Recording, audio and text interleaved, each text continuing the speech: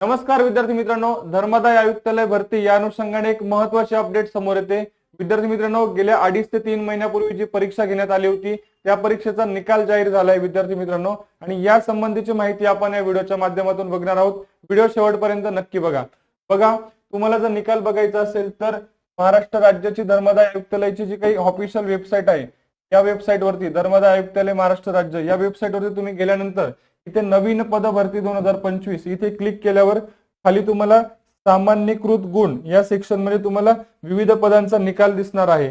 आता उदाहरणार्थ आपल्याला जर निरीक्षक पदाचा बघायचा असेल तर निरीक्षक या पदावरती तुम्ही क्लिक केल्यानंतर बघा इथे पीडीएफ तुम्हाला रिझल्ट ओपन होणार आहे। ओके, मग खाली तुम्हाला तुमचा निकाल किंवा तुमचे गुण तुम्ही बघू शकतात। उदाहरणार्थ बघा ते तुम्हाला रोल नंबर दिलेला आहे, त्यानंतर ऍप्लिकेंट नेम दिलेला आहे आणि marks after objection raw score तुमचा इथे तुम्हाला शो होईल।